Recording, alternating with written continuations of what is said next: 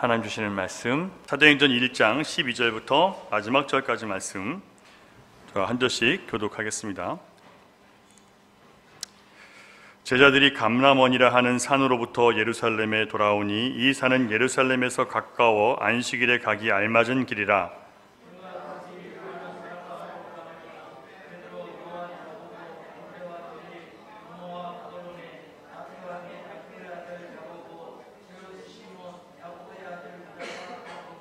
여자들과 예수의 어머니 마리아와 예수의 아우들과 더불어 마음을 같이하여 오로지 기도에 힘쓰더라.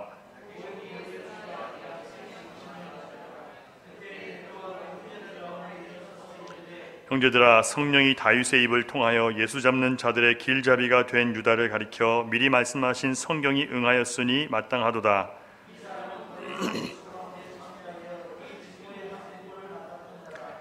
이 사람이 불의의 삭스로 밭을 사고 후에 몸이 곤두박질하여 배가 터져 창자가 다 흘러나온지라. 이 일이 예루살렘에서 사는 모든 사람에게 알려져 그들의 말로는 그 밭을 아겔다마라 하니 이는 피밭이라 뜻이라. 시편에 기록하였으되 그의 거처를 황폐하게 하시며 거기 거하는 자를 없게 하소서 하였고 또 일렀으되 그의 직분을 타인이 취하게 하소서 하였도다. 이러함으로 요한의 세례로부터 우리 가운데서 올려져 가신 날까지 주 예수께서 우리 가운데 출입하실 때에 항상 우리와 함께 다니던 사람 중에 하나를 세워 우리와 더불어 예수께서 부활하심을 증언할 사람이 되게 하여야 하리라 하거늘. 그들이 두 사람을 내세우니 하나는 바사바라고 하고 별명은 유스도라고 하는 요셉이요 하나는 matti아라. 그들이 기도하여 이르되 뭇사람의 마음을 아시는 주여, 이 두 사람 중에 누가 주님께 택하신 바 되어 봉사와 및 사도의 직무를 대신할 자인지를 보이시옵소서. 유다는 이 직무를 버리고 제 곳으로 갔나이다 하고 짓습니다. 제비 뽑아 matti아를 얻으니 그가 11사도의 수에 들어가니라. 아멘. 지난주 우리는 승천하시는 예수님을 하염없이 바라보던 제자들의 허무한 모습을 함께 보았습니다. 제자들처럼 이 땅에 무엇을 소유하고 이 땅에서 어떤 지위에 올라가고 이 땅에서 어떤 영광을 얻기를 바라고 성공을 얻고자 하는 마음을 갖고 예수님 바라보면 어떻게 된다고요? 허무하게 됩니다. 이 땅에서 어떠한 것을 얻기 위한 방법으로 주님을 바라보는 사람들은 반드시 허무하게 돼요. 따라서 우리가 예수를 믿는다고 하면서 삶 속에서는 주님을 믿고 바라보는 마음의 돌이킴이 없이, 그러니까 현실 속에서 주님을 믿고 바라보는 마음의 돌이킴이 없이 우리가 예수님과 연합된 삶이, 그렇게 살면 예수님과 연합된 삶이라는 가장 중요한 신앙의 목적을 우리가 놓쳐버리게 되는 거예요. 여러분, 구원의 목적은 예수님께서, 여러분과 예수님께서 연합하시는 거예요. 예수님이 여러분 안에 계시고 여러분이 예수님 안에 계시는 것이 구원의 목적입니다. 연합이에요. 그런데 우리가 예수를 믿는다고 하면서도 주님을 믿고 바라보지 않으면, 우리가 주님을 믿고 바라보고 주님을 따르겠다는 마음의 돌이킴이 없으면 주님과 연합이 되지가 않는 거예요. 제자들도 그렇게 예수님의 구원의 목적, 주님과 연합됨이라는 것은 말씀 안에 거하는 건데, 말씀 안에 거하지 않고 멍하니 하늘 바라보면서 우리가 잃어버린 것들, 예수님이 올라가 버리니까 이 땅에 영광이 없어졌거든요. 제자들의 이 땅의 약속들, 이 땅에서 영원한 이스라엘을 세울 것이라는 약속이 이제 허무하게 돼버리니까 멍하니 하늘 쳐다보고 있었는데, 바로 그때 예수님께서 흰옷을 입은 두 사람을 보내셔서 제자들을 깨우셨어요. 제자들은 말씀을 듣고서 정신을 차리고 자기들의 삶으로 돌아가서 이제 주님께서 그들에게 말씀하신 그 삶을 살기 시작합니다. 사랑하는 여러분, 말씀을 듣고 우리도 정신 차리고 다시 주님이 살라고 하신 삶을 우리의 일상에서 살아갈 수 있기를 주님의 이름으로 부탁드립니다. 얼마나 많은 사람들이 멍하니 세상만 바라보고 살았는지 몰라요. 여러분, 정신 차리셔야 됩니다. 오늘 말씀을 들으면서 깨어나세요. 세상 바라보는 거 아무 소망 없습니다. 여러분, 다 허무해질 거예요. 말씀을 듣고 제자들처럼 허공만 바라보고 허영만 쫓아가지 마시고 주님 음성 들으시고 주님께 돌아오셔야 돼요. 주님이 살라고 하신 삶을 살아가셔야 돼요. 여러분, 이제요. 더 이상 여러분이 살고 싶은 삶을 살지 마세요.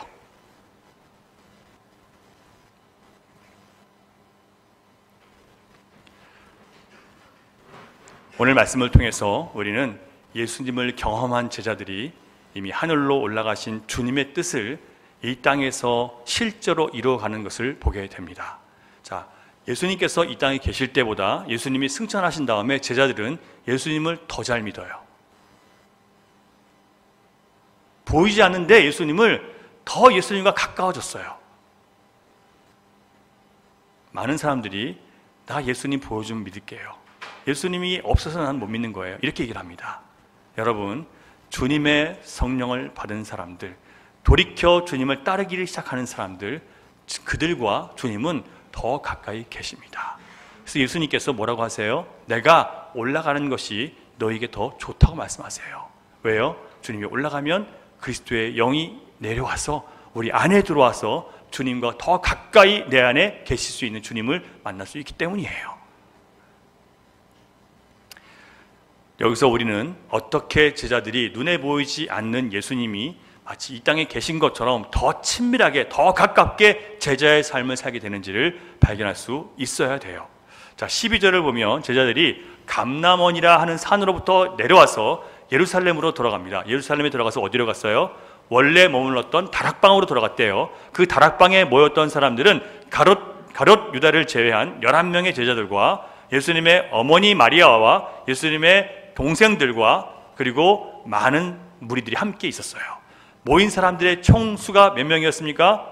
120명이었어요. 다시요. 몇 명이요? 120명이 마가의 다락방에 모여서 뭘 했어요? 네, 기도에 힘썼는데 그냥 기도에 힘쓴 게 아니라 어떻게 해요? 오로지 기도에 힘썼어요. 예수님께서 주신 말씀을 듣고 정신 차리고 내려와서 그래 이제 예수님 말씀하셨으니까 이것도 하고 저것도 해보자라고 하는 게 아니라 뭐부터 해요? 오로지 기도에 힘쓰는 일부터 시작하는 거예요. 사랑하는 여러분, 교회는요 주님이 하라고 하신 것을 하는 곳이 교회인데 바로 오로지 기도에 힘쓰는 것이 교회의 정체성이 되어야 합니다. 교회는 함께 모여서 기도하는 곳이 교회예요. 그건 구약시대도 마찬가지고 신약시대도 마찬가지라 똑같이 교회는 기도하기 위해서 주님이 세우신 집이에요.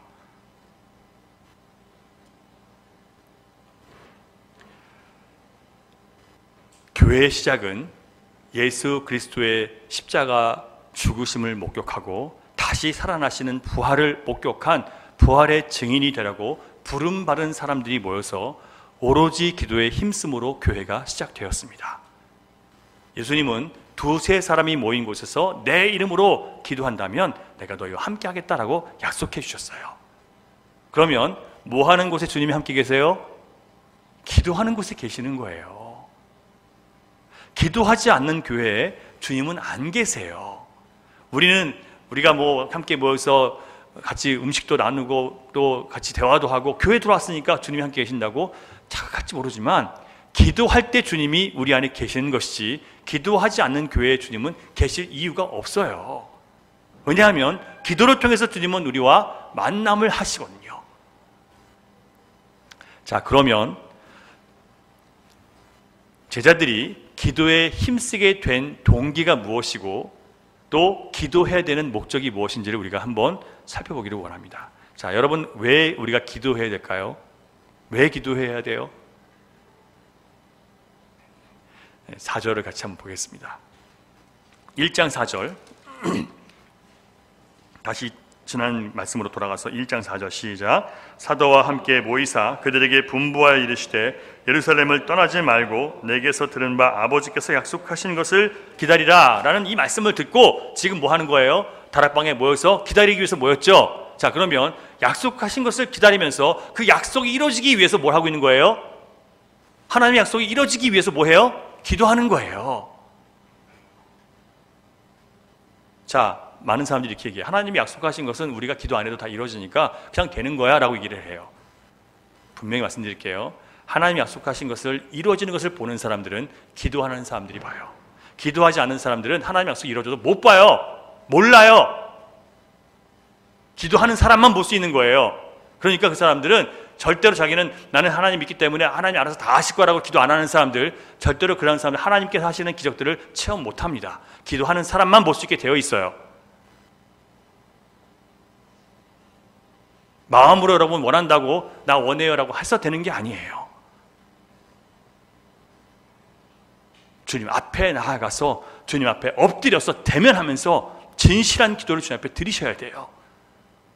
뭐 계시면 듣고 안 계시면 말고 이런 차원이 아니에요, 여러분.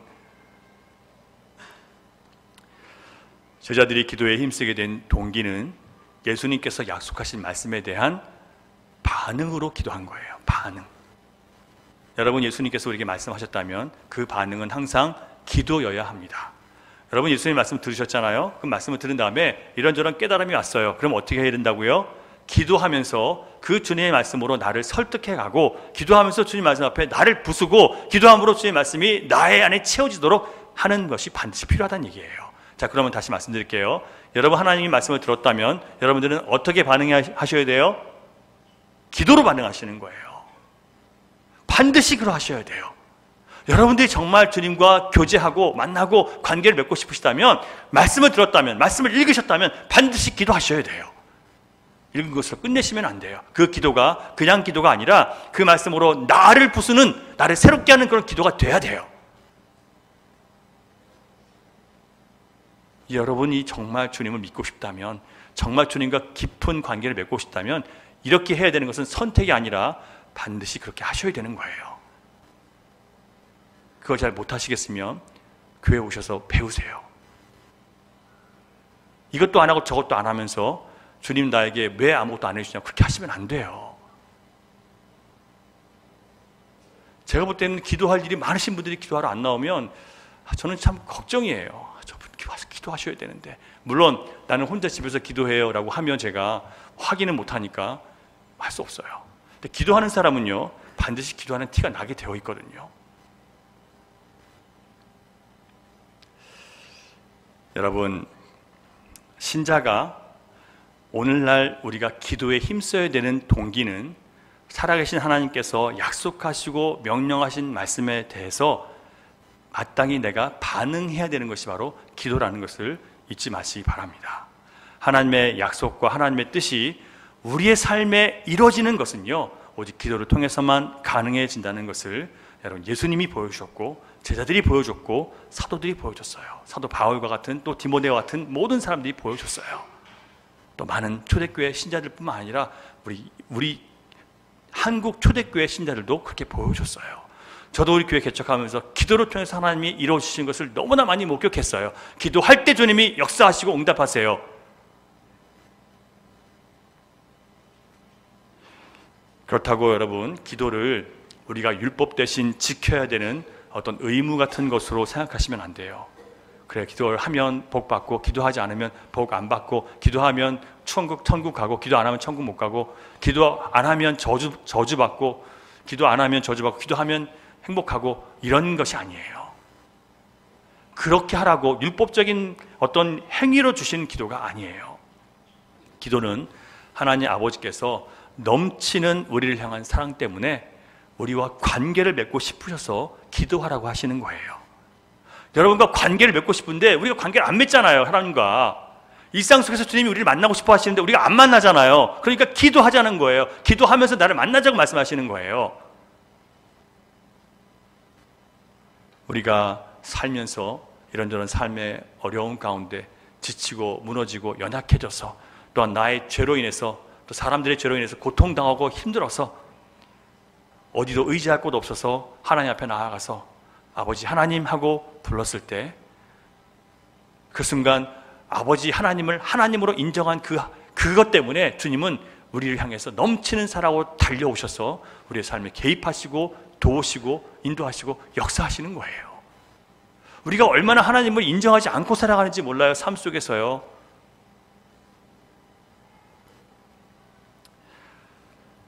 그래서 기도는 내가 현실의 삶 속에서 내 아버지 하나님과 관계가 있고 하나님과 연결되어 있음을 나타내는 수단이고 또 증명이 되는 거예요. 여러분들이 기도한다면 저는 여러분들이 저 사람은 지금 하나님과 연결되어 있구나, 저는 그렇게 확인하는 거예요. 기도가 그 증거라니까요, 여러분. 하나님은 기도하지 않는 사람이라 할지라도 어둠에서 불러내시고 죄악에서 불러내셔서 선택하시고 구원해 주십니다. 그러나 구원받은 이후에는 반드시 기도의 사람으로 만들어 가세요. 그래서 여러분, 기도해야 된다는 마음에 그 어떤 그 갈증이 있고 마음에 어떤 울림이 없다면 내가 좀 구원과 상관없는 사람인가 의심을 좀 해보셔야 돼요. 이렇게 살면 안 된다는 마음도 없고 그냥 내 갈 길 내가 가는 거다, 교회는 그냥 한번 나가주는 거다, 이런 마음으로 교회 다니시면 여러분 자신의 구원에 대해서 심각하게 한번 의심을 해보셔야 되는 거예요.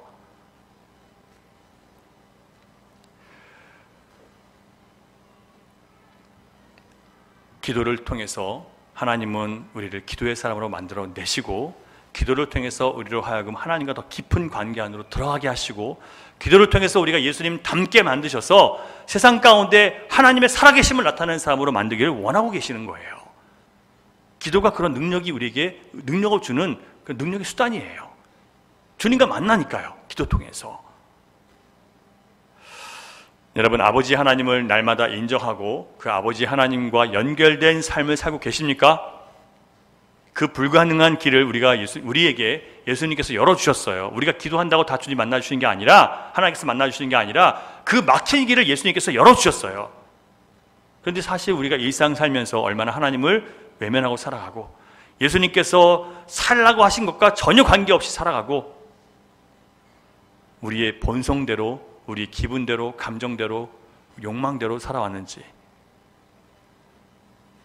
바로 그게 하나님의 살아계신 하나님과 전혀 관계없이 살아계신 하나님을 인정하지 않고 살았다는 것과 똑같다는 얘기예요.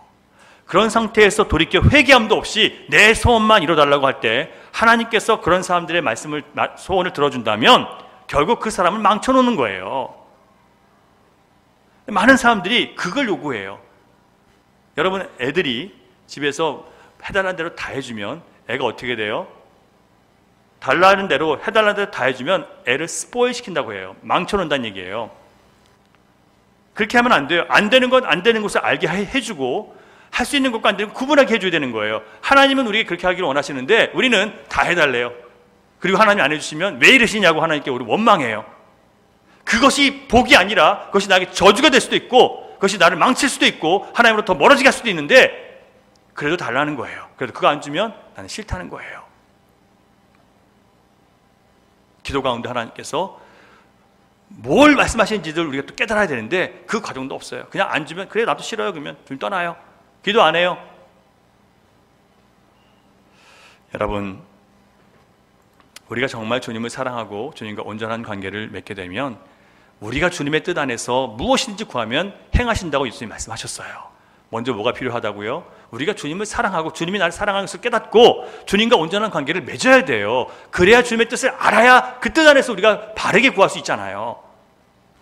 주님은 주님의 뜻 안에서 주시는데, 아무리 바쁜 삶이라고 해도, 아무리 여러분이 신경 써야 할 일이 많다 하더라도 여러분, 주님과 연결된 삶을 끊지 않으시기를 주님의 이름으로 부탁드립니다. 여러분, 육이 살겠다고 영이 죽는 것을 선택하는 미련한 자 되지 않기를 바랍니다. 여러분, 육이 살겠다고, 내 몸 편하겠다고 영이 죽는데도 가만히 놔두면 그건 너무 어리석은 거예요. 여러분, 우리는 여러분 육으로 살지 않고 영으로 살라고 부름받은 사람들 아니에요. 영이 살 수 있는 방법들을 찾으셔야 될 거 아니에요. 그런 것과 아무 상관없이 살아가면서 여러분 뭘 기대하시는 거예요? 여러분 영혼을 먹이셔야 여러분 영이 살고 그 육을 이길 수 있을 거 아니에요. 육이 기뻐하는 삶을 살아가는 사람들이 어떻게 영으로 살 수 있냐 말이에요.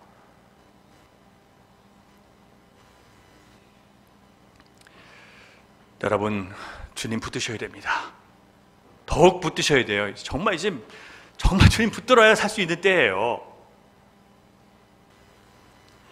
만유인력의 법칙을 발견한 아이작 뉴턴은 이런 고백을 했어요. 아주 신실한 신자이기도 한데, 나는 과학자로서 늘 천체 망원경을 통해서 하늘의 별들을 관찰합니다. 그러나 동시에 나는 자주 골방에 들어가서 천지를 지으신 하나님 앞에 무릎을 꿇습니다. 여러분, 저 먼 우주를 바라보면서, 천체 망원경으로 저 우주를 바라보면서 세상의 별들을 관찰해요. 그런데 동시에 나는 자주 골방에 들어가서 천지를 지으신 하나님 앞에 무릎을 꿇는데요. 그러면 어떤 일이 벌어지냐면 이렇게 고백해요. 세상 그 어떤 망원경으로도 볼 수 없는 하늘의 영광을 보게 됩니다. 세상 그 어떤 망원경으로도 볼 수 없는 하늘의 영광을 어디서 본다고요? 골방에서 보는 거예요. 주님과 만나는 그 자리에서 보게 되는 거예요. 그러면서 이렇게 고백해요. 기도는 보이지 않는 세계를 보게 하는 내 영혼의 망원경입니다. 멋있죠? 우리 이렇게 좀 멋있는 말을 하면서 살아가는 신자가 됐으면 좋겠습니다. 평신도잖아요. 우리에게 주어진 삶 속에서 지금 자기 일이에요. 자기 일 속에서 뭘 봐요? 일 속에서 하나님을 만나는 거예요. 여러분의 일 속에서 좀 하나님을 만날 수 있게 해달라고 여러분 좀 그렇게 기도를 좀 하자고요. 여러분이 매일 하는 일 속에서 주님이 계세요. 우리가 거기서 주님을 찾지 않기 때문에 그런 거죠.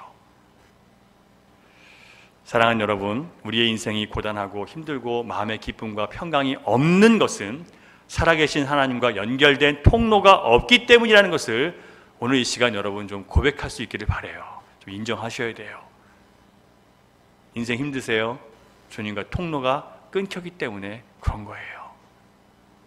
갈등 속에서 갈피를 잡지 못합니까, 여러분?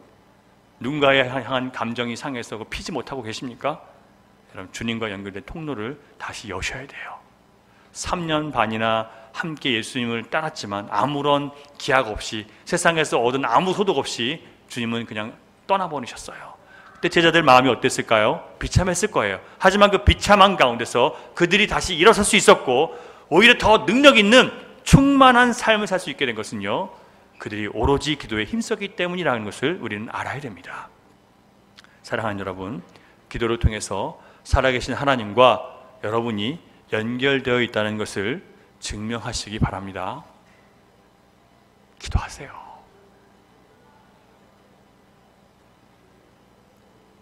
저 목사는 뭘 자꾸 기도하라고 하나 그런 마음이 드실 거예요. 저를 위해서 제가 하는 게 아니에요. 여러분을 위해서 말씀드리는 거예요. 여러분이 기도하면 저는 기쁘죠. 저는 감사하죠. 왜냐하면 하나님께서 그들에게 주실 복이 있다는 걸 알기 때문에. 그게 기뻐요. 저는요. 기도하는 사람들 보면 기뻐요. 왜 기도하게 하실까요? 왜 한나에게 기도하게 하셨어요? 주시려고 기도하게 하시는 거예요. 주시려고.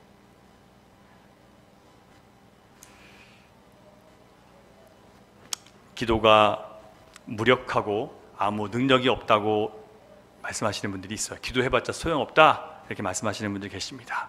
아직 기도의 기쁨을 맛보지 못하신 분들, 아버지 하나님을 만나고 아버지와 연결된 삶을 살기 위해서 먼저 올바른 기도의 목적을 회복하셔야 돼요. 왜 기도합니까? 아버지 하나님과 연결된 삶을 살기 위해서 기도하시는 거예요. 그게 기도의 목적이 되기도 하셔야 돼요.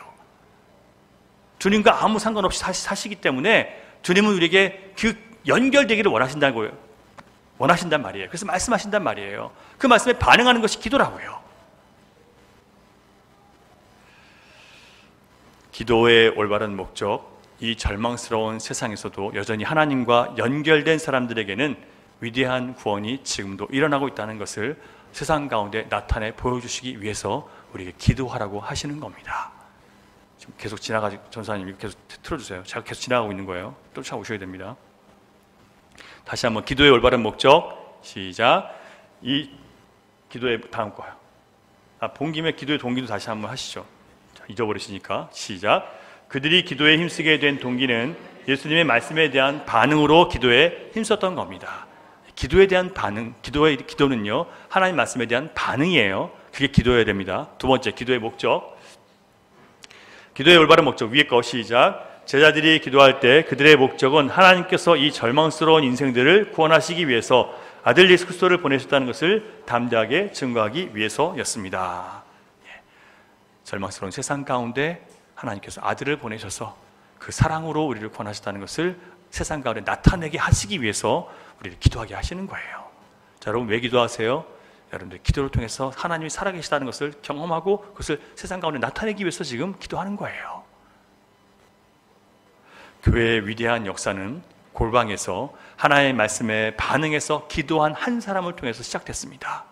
그 사람의 기도가 또 다른 사람에게 전염돼서 같이 기도하고 두 사람이 기도하다가 세 사람이 기도하고 교회가 기도하고 함께 공동체가 기도하면서 이 세상 가운데 하나님 부흥이 일어났고 구원의 역사가 크게 일어난 적이 여러 번 있었어요.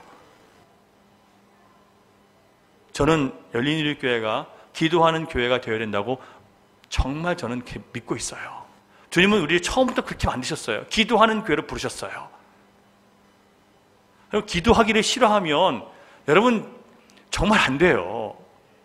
하나님의 교회가 기도하라고 만드신 교회인데 기도하기 싫어하면 어떻게 하냔 말이에요.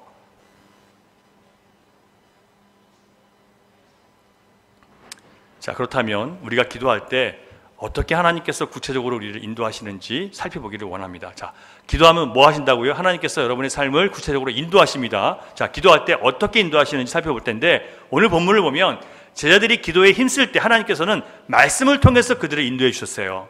자, 기도할 때 뭐 하셨다고요? 기도하는데 말씀을 통해서 길을 인도해 주시는 거예요. 사실 우리가 살면서 여러 가지 복잡한 상황들 속에서 하나님의 말씀을 어떻게 내 삶으로 적용해서 인도받는지를 잘 모르고 살 때가 많죠. 그렇죠? 하나님 말씀을 듣지만 어떻게 내 삶 가운데 적용하는지 모르는 사람들이 많아요. 그런데 기도하다 보면 하나님은 그들의 문제를 알게 하시고 그리고 그 상황을 깨닫게 해주세요. 다시 말씀드릴게요. 지금 예수님의 제자들은요, 기도하다가 자기들의 문제를 알게 됐고요. 그리고 그 문제를 어떻게 해결해야 되는지를 말씀을 통해서 깨닫게 됐어요. 본문을 보면 베드로는요, 기도하는 가운데 성경 말씀을 통해서 그 상황이 어떤지를 지금 분별하기 시작했어요. 자, 가룟 유다가 예수님을 배신하고 은삼시 팔아버렸죠. 나중에 예수님께서 재판 받으신 다음에 십자가 형이 선고된 다음에 이 가룟 유다가 마음에 후회가 일어났어요. 뉘우쳤어요. 그래서 대제사장에게 다시 돈을 갖다 주면서 무지한 자의 피를 내가 흘리게 했으니까, 내가 죄를 범했으니까 돈 돌려줄 테니까 물러라라고 했어요. 그랬더니 어떻게 해요? 대제사장과 종교 지도자들이 그건 네 일이니까, 네 죄니까 네나 받아라 이렇게 얘기했어요. 네 죄니까 네가 감당하라는 거예요. 대제사장은 죄를 용서해줘야 되는 사람인데 하나님 앞에 이끌어서 회개해야 되는, 용서의 죄사함을 선포해야 되는데 네 죄는 네가 당하라고 하는 거예요. 만약 예수님이 자기 죄를 위해서 죽으신다는 것을 가룟 유다가 좀 더 일찍 알았다면 안 죽었을 거예요. 네 죄는 네가 당하라는 그 저주 때문에 가룟 유다는 목매어 죽고 말았어요. 여러분, 유다는 은을 성소에 던져놓고 죽었고 베드로는 그 한 사람이 빠진 이후에 12제자 중에 한 명이 빠졌다는 것, 이 부족하다는 것이 마음에 걸렸던 거예요. 기도하는 가운데 깨달았어요. 그러면서 그 상황에 대해서 기도하던 베드로는 시편 말씀을 통해서 그 상황이 지금 어떤 것인지를 분별했어요. 자, 20절 말씀 같이 보겠습니다. 20절 같이 읽습니다. 시편에 기록하였을 그의 거처를 황폐하게 하시며 거기 거하는 자가 없게 하소서 하였고 또 일렀을 때 그의 직분을 타인이 취하게 하소서 하였도다. 지금 이 두 말씀은 다 시편 말씀이에요. 하나는 시편 69편 25절이고 뒤에 거는 109편 8절 말씀이에요. 자, 지금 이 말씀을 통해서요, 이 말씀은 지금 저주받은 사람을 향해서 쓴 저주의 시예요. 달쓴 시인데 저주시거든요. 자, 이 저주는 어떤 저주냐면, 여러분, 하나님께서 우리를 찾아오셔서 우리에게 의롭게 대해주시고 선을 행하시고 우리에게 구원자를 주시는데, 우리가 만약에 그 구원을 버린다면 어떻게 되겠습니까? 하나님이 우리에게 찾아오셔서 구원을 주시는데 그 구원의 손길을 우리가 뿌리치면 어떻게 돼요? 당연히 저주받죠. 무슨 얘기냐면, 예수님께서 가룟 유다를 제자로 삼아주시고 수많은 사랑을 베풀어 주시고 수많은 기적을 보여주시고 말씀을 해주셨어요. 그런데 그 말씀을 뭐 때문에 배신해요? 돈 때문에 배신했단 말이에요. 그 사랑을 배신한 것은 결국 스스로 저주에 들어가게 되는 거예요. 그래서 그 저주받은 삶은 어떻게 될까요? 황폐하게 되죠. 그 거처에 더 이상 아무도 살 수 없게 된다는 얘기예요. 예수 그리스도를 선택하지 못한 사람들, 그 주님을 믿지 않고 버린 사람들, 그 주님의 손길을 뿌리친 사람들, 그 사람들이 얼마나 황폐하고 저주받는지에 대해서 얘기한 거예요. 그러나 거기서 끝나는 게 아닙니다. 그 다음 109편 8절을 보면 그 연수를 짧게 하시며 그 직분을 타인이 취하게 하시며, 빨리 죽었죠. 그 다음에 무슨 일이 벌어져요? 그 직분을 타인이 취하게 하시며. 이 두 시편을 통해서 이제 가룟 유다의 자리는 비워졌지만 그 자리를 다른 사람으로 채워야 되겠다는 말씀을 무엇을 통해서 받은 거예요? 하나님 말씀을 통해서 인도함을 받은 거예요. 뭐 하다가?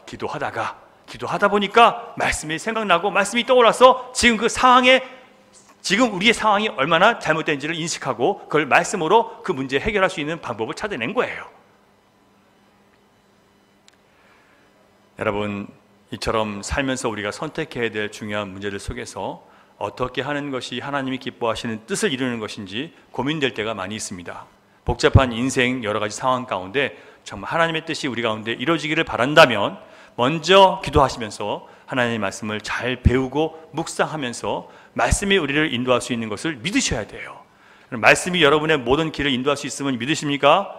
어떤 중요한 결정을 하면서 그냥 자신의 느낌이나 자신의 경험이나 자신의 판단을 따라가지 마시고요, 주님께서 주시는 말씀을 따라서 그것을 판단하셔야 돼요. 우리가 그렇게 하기 시작하면 주님께서 온전한 방법을 우리에게 주실 거예요. 만약에 우리가 이 방법을 버리고 내 판단, 내 합리적인 생각, 또 내 경험으로 판단하면 반드시 후회할 일을 만들 수밖에 없게 되어 있어요.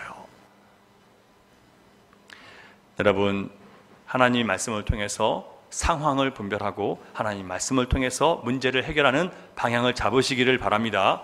우리가 그렇게 마음 먹고 하나님 말씀으로 살려고 시작하면요, 우리가 성경 말씀을 다 읽고 다 알지 못하다 하더라도 하나님은 여러 가지 방법을 통해서 반드시 하나님의 음성을 들려주실 거예요.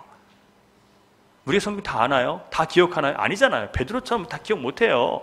그런데 하나님께서 순간순간 그렇게 생각나게 하실 것이고 옆에서 그 말씀을 들려주게 하실 것이고 여러분 읽게 하실 거예요.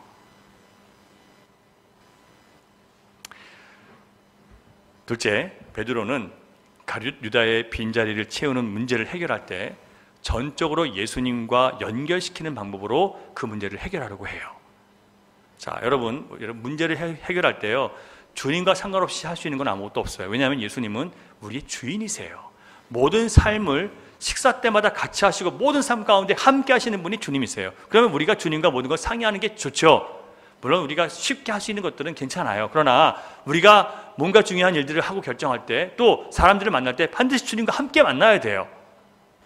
그래서 모든 상황을 주님께 연결시키는 훈련들을 우리가 해야 됩니다.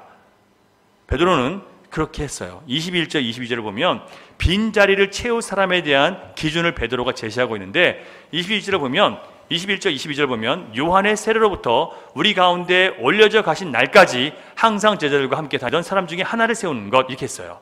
자, 요한의 세례부터 우리 가운데 올려주신 날까지 계속 제자들과 함께 왔다 갔다 하면서 일을 한 사람, 그 중에 하나를 세우는 거예요. 두 번째 기준은 뭐냐면 사도들과 함께 예수께서 부활하심을 증언할 사람. 자, 이 두 가지를 기준으로 삼았어요. 자, 둘 다 뭐와 관계되어 있어요? 예수님과 관계되어 있죠. 예수님을 잘 알고 예수님의 모든 행적을 받고 예수님의 죽으시고 살아나심을 본 사람, 또한 그것을 함께 전할 수 있는 사람. 왜요? 복음을 전하려면 반드시 위험과 핍박이 있는데 그것을 담대하게 받아들일 수 있는 사람이어야 된다는 거예요. 베드로는 철저하게 예수님과 연결된 사람을 뽑고자 했습니다. 예수 그리스도와 늘 동행했던 사람들, 그 사람이 뽑혀야 되고 담대하게 주님을 증거할 수 있는 사람이 뽑히기를 원했어요. 여러분, 우리가 어떤 걸 선택할 때 주님께서 기뻐하시는 것, 예수님이 기뻐하실 만한 것을 우리 선택해야 됩니다. 이 두 가지 기준을 우리의 현실의 문제를 해결하는 방식으로 적용한다면 이렇게 바꿔볼 수 있을 것 같아요. 신자는 무슨 문제를 해결하거나 중요한 선택을 할 때 먼저 내가 예수 그리스도의 종이라는 것을 기억하고 해야 됩니다. 여러분, 예수 그리스도의 종이라는 것은 누가 주인이에요? 주님이 주인이시죠. 그러면 그 주인이 기뻐하는 방식으로 주 주인이 말씀하신 대로 그 주인의 성품을 따라서 우리가 행동해야 된다는 얘기예요. 그러면 반드시 바른 것을 선택할 수 있도록 주님이 도와주세요. 그 기준을 갖고 이렇게 문제를 바라보면요, 여러분 얼마나 문제가 쉽게 풀리는지 몰라요. 왜냐하면 나만 포기하면 되니까, 내 욕심만 버리면 되니까, 내 이기심만 버리면 되기 때문에 금방 돼요. 근데 내 자아가 죽지 않았기 때문에 이렇게 힘들어 보이는 거예요. 주님의 종이라는 모습을 회복하면 여러분 많은 문제들이 아주 쉽게 풀려갈 거예요. 아주 꼬이고 상한 관계 다 풀려요, 여러분. 둘째, 우리의 선택이, 우리의 삶이 예수 그리스도께 속한 사람이라는 것이 세상 가운데 나타나게 하는 일을 선택하셔야 됩니다. 여러분, 우리가 선택한 것이 여러분이 예수님께 속한 사람이라는 것이 나타날 수 있도록 그렇게 선택하시고 여러분의 삶이 여러분 예수님께 속한 사람이라는 것이 사람들이 볼 수 있도록 그렇게 하시라는 거예요. 여러분, 우리가 많이 비난하는 교인들 왜 비난해요? 교회는 다닌다고 하면서 저 따위로 살아? 비난하죠. 비난은 쉽게 하면서 나는 내가 그 빛을 드러내고 그 주님의 향기를 드러내는 삶은 나는 안 살아요. 그러면 나를 향해서 또 다른 사람은 우리를 향해서 그렇게 얘기할 거예요. 교회는 다닌다고 하면서 저 따위로 살아? 여러분, 우리가 비난하는 그 사람, 우리가 욕하는 그 사람, 왜 그래요? 그가 주님과 연결된 삶을 살지 않고 주님을 나타내는 삶을 살지 않기 때문에 그래요. 여러분 똑같은 거예요. 여러분의 행동, 우리의 말, 우리의 선택, 우리가 일하는 방식, 그게 주님과 닮아있지 않을 때 욕먹을 수밖에 없어요. 우리 가끔 이제 모임 하다 보면요, 말씀 나누다 보면 이제 주님을 따라가기로 이제 막 준비하고 이렇게 사시는 분들이 꼭 그런 얘기를 하세요.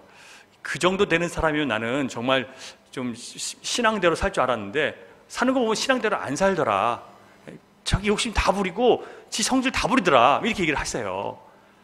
그래서 좀 나도 좀 이렇게 잘 살아보려고 하는데 그런 사람 보면 그렇게 살고 싶지 않다. 나만 왜 그렇게 살아야 되나 그런 마음이 든다는 거예요. 여러분, 여러분 가정 얘기입니다. 여러분 가정에서 일어나는 얘기예요. 저희도 저를 포함해서요. 자녀들이 그렇게 얘기를 해요. 이 목사라면서 아빠가 그렇게 사냐고.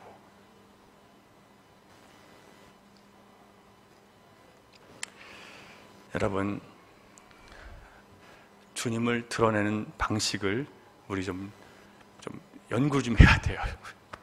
그냥 나의 모습으로 살지 않도록 좀 이제는 좀 변화된 삶을 살겠다는 그런 기도의 그런 열정도 좀 나와야 될 것 같아요. 예수님은 우리를 세상의 빛과 소금이라고 말씀하셨는데, 나를 빛나게 하는 게 아니라 예수님 드러내려고 하셨는데, 좀 잘 되면 내 자랑하고 좀 못 되면 주님 원망하고 이런 삶을 좀 이제 멈춰야 되지 않겠습니까? 우리의 삶에서 주님의 성품이 나타나야 되고요. 그래서 주님의 나라가 어떤 것인지 우리를 통해서 보여줘야 돼요. 교회에 모여가지고요, 똑같이 세상에 대접받는 사람 대접받고 똑같이 위에 있는 사람이 대접받으려고 하고, 여러분 주님의 모습은 그렇지 않았잖아요. 주님이 선생이 되어서 제자들의 발을 씻겨주셨는데 교회는 그렇지 않다면요, 어떤 직분과 자리 가지고 나를 대접하라고 얘기하면 거기서 어떻게 주님을 만날 수 있냐 말이에요. 그런 사람들이 오히려 낮아져서 섬기고 사랑할 때 거기서 주님의 모습이 나타나는 거 아니겠습니까?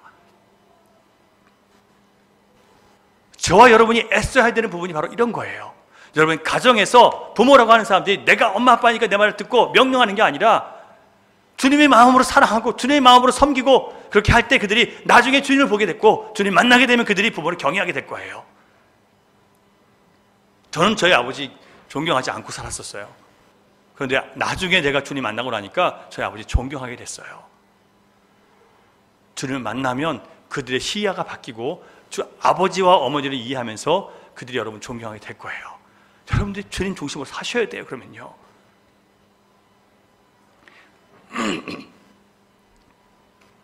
우리의 삶에서 하나님이 우리의 아빠, 아버지라는 것이 나타날 수 있도록 그렇게 살 수 있기를 바랍니다. 우리의 삶의 모습 때문에 사람들이 주님을 알게 되어야 되고요, 우리의 깨어 기도하는 모습 때문에 정말 이제 마지막 때가 됐구나라는 것을 세상 사람들이 알 수 있도록 우리 그렇게 살아야 됩니다. 마치 이 세상에서 영원히 살 것처럼 자꾸 이 땅에서 모으려고 하지 마시고요, 주님의 나라를 위해서 내 삶을 드릴 수 있는 그런 삶을 여러분 살아내셔야 됩니다. 이제 언제까지 나를 위해 사시겠습니까? 언제부터 주를 위해 사시겠습니까? 그렇게 사시는 분도 계시니까, 여러분 잘 사시는 분도 계시니까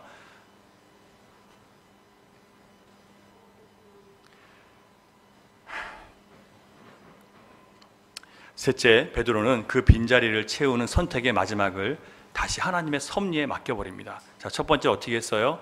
첫 번째로 예수님께 기도하면서 했죠. 근데 저도 기억이 안 나네요. 첫 번째가 뭐였습니까? 말씀을 통해서 상황을 분별했고, 두 번째 예수님과 모든 걸 연결시켰어요. 세 번째 어떻게 한다고요? 다시 이제는 기도하면서 하나님께서 그 뜻대로 하십시오라고 맡기는 거예요. 자, 우리가 할 일은 다 했습니다. 우리가 하나님 주신 우리에게 주신 은혜의 수단들을 다 이용했어요. 그 다음에 어떻게 하라고요? 하나님의 뜻대로 되기를 원합니다라고 맡겨드리는 거예요.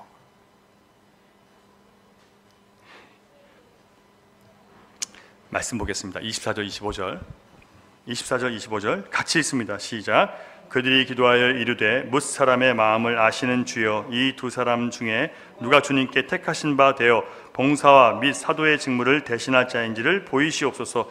유다는 이 직무를 버리고 제 곳으로 갔나이다 하고.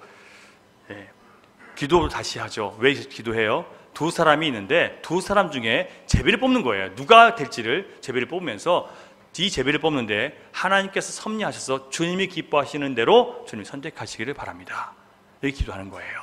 자, 우리가 할 일은 다 한 다음에 마지막 남은 모든 과정은 이제 어떻게 한다고요? 하나님, 이 일을 이루시는 분은 주님이십니다. 이것이 나는 비록 선택했지만 주님이 기뻐하시는 방향대로 될 수 있도록 주님께 맡겨드리오니 무엇이 결과로 나오든 간에 나는 것을 주님의 뜻인 줄 알고 받을 수 있도록 해주십시오. 이 기도예요. 이게 말씀으로 인도받는 사람의 모습입니다. 오늘 아침에 사무엘하 오늘 읽어야 되는 본문을 제가 읽으면서 어떤 깨달음을 얻었냐면요, 하나님께서 저를 또 이렇게 치셨어요. 저는 살면서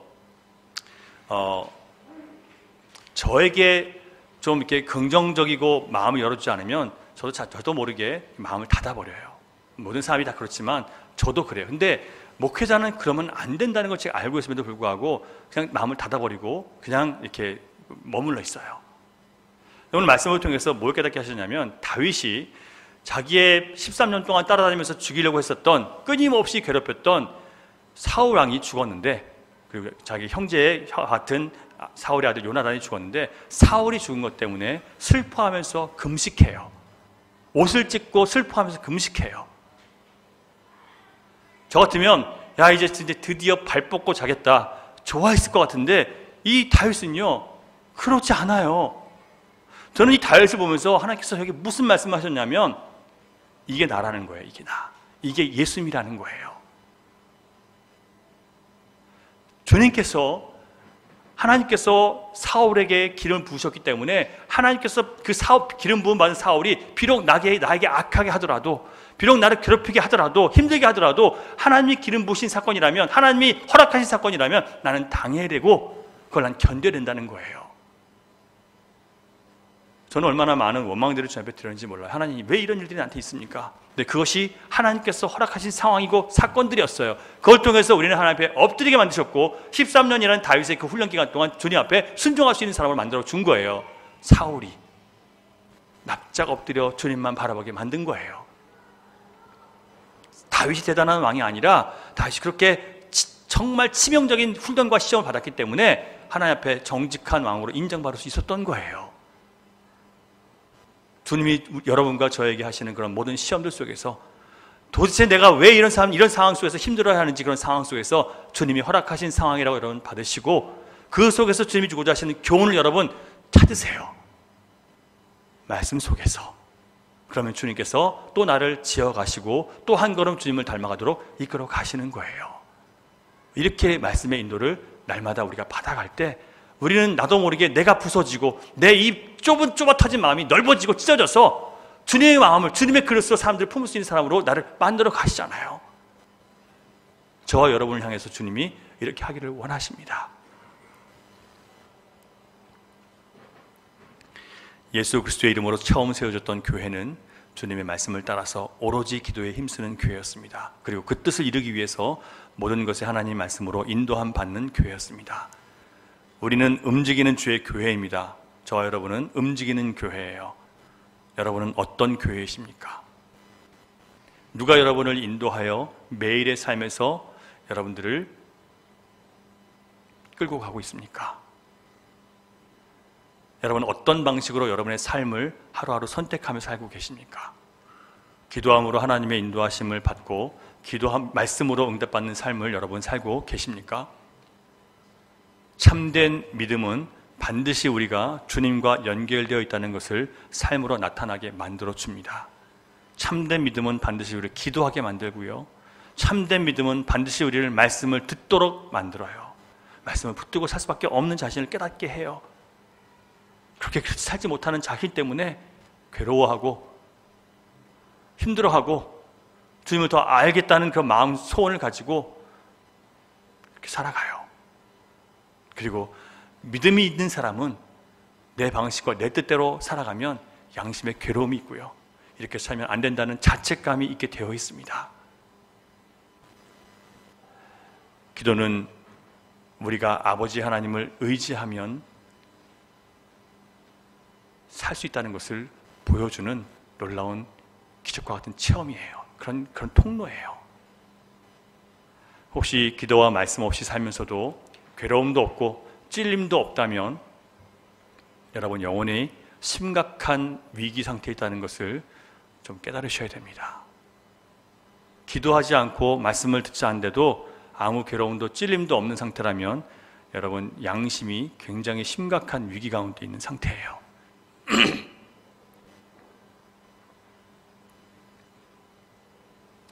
기도의 자리에 나오셔서 말씀을 붙들고 영적인 감각이 죽어버린 자신을 다시 회복시키는 시간을 가지셔야 됩니다. 말씀을 들어도 듣지 않는 내 상태에 대해서 주님 앞에 고백하시면서 주님 내 굳은 마음을 녹여주십시오. 내 영적인 것을 보지 못하는 이 육적인 눈을 주님 태워주시고 뽑아주시고 영적인 눈을 뜨게 하여 주시옵소서. 주님 말씀을 받아들이지 못하는 이 딱딱한 마음을 주님 녹여주시고 주님 말씀을 듣고 새로운 삶을 살 수 있도록 주님 나를 변화시켜 주십시오. 이런 기도의 부르짖음이 여러분 우리 안에 있어야 되는 거예요.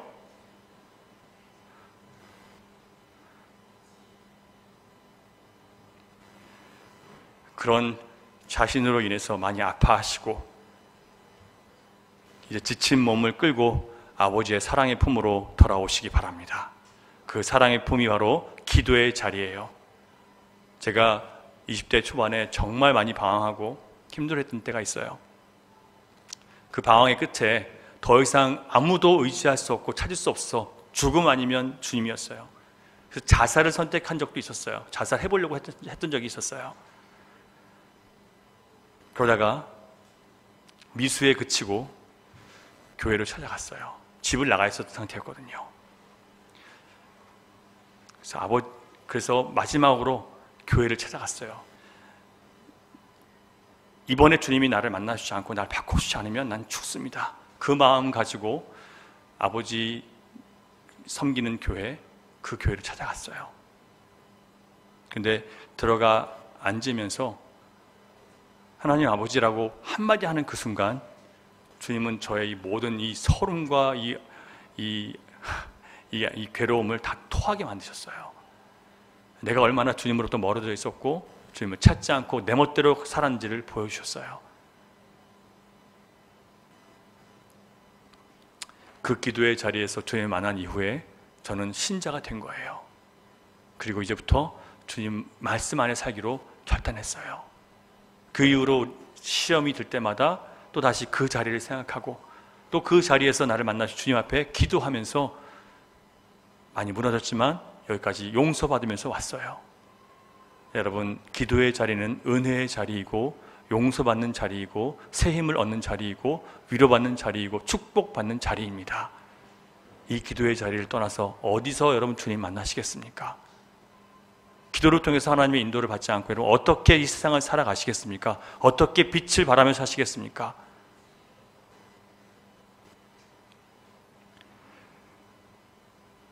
비록 기도 가운데 자기와의 싸움이 힘들겠지만 예수 그리스도 안에서 자기를 죽이신 하나님의 사랑 안에서 우리는 점점 주님 앞에 받아들여질 것이고 자유함을 얻게 될 것이고 죽었던 우리의 이 안에 있는 것들이 살아나게 될 것입니다.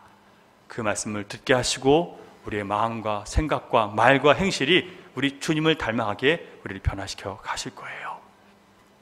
그 품 안에 안길 때마다 우리는 세상의 그 어떤 것과도 바꿀 수 없는, 아니 바꾸기 싫은 천국의 기쁨, 하늘의 소망을 우리 맛보게 될 것입니다.